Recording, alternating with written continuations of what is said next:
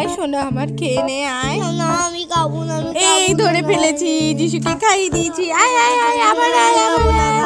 এই তো যিশুকে আমি আবার ধরে ফেলেছি। না না আমি খাবো না, আর খাবো না। কেন সোনা? এই দেখো আবার খেলবো। এই তো ধরি ধরি ধরি যিশুকে ধরি। এই ধরে ফেলেছি। এখনকার দিনে বাচ্চাদের খাওয়ানো।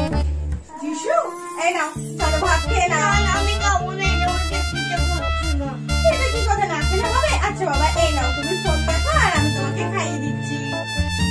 এই নাও খেয়ে নাও। Good boy. বাবা ফোন দেখে তাও তো ভাত কটা খাচ্ছে, না হলে পেছন পেছন দৌড়ানো। তার থেকে এই বরঞ্চ ভালো। আবার কি হলো?